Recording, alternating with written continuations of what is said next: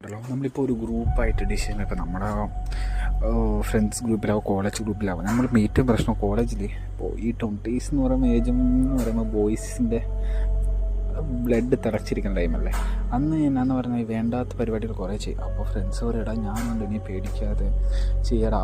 അത് മീൻസ് നമ്മുടെ ലൈഫിന് കെയർലെസ് ആക്കാണ്ട് ഒരു കാര്യം ഏറ്റെടുക്കാൻ നിൽക്കില്ല. കാരണം നമുക്ക് വല്ലതും പറ്റിയാൽ ഇപ്പോൾ സ്പോർട്സ് കാണും, അതിൻ്റെ ഇടയ്ക്ക് സ്പോർട്സ് കളിക്കാൻ പോകുന്നല്ല പറഞ്ഞത്, എന്ത് ചെയ്താലും സപ്പോർട്ട് ചെയ്യാൻ കുറേ ആൾക്കാരുണ്ടായിരിക്കും. അപ്പം അത് കഴിഞ്ഞിട്ട് എന്തെങ്കിലും സംഭവിച്ചതെന്നുണ്ടല്ലോ, അതേ ആൾക്കാർ എൻ്റെ മുമ്പത്തേക്ക് തിരിച്ചു പറയും.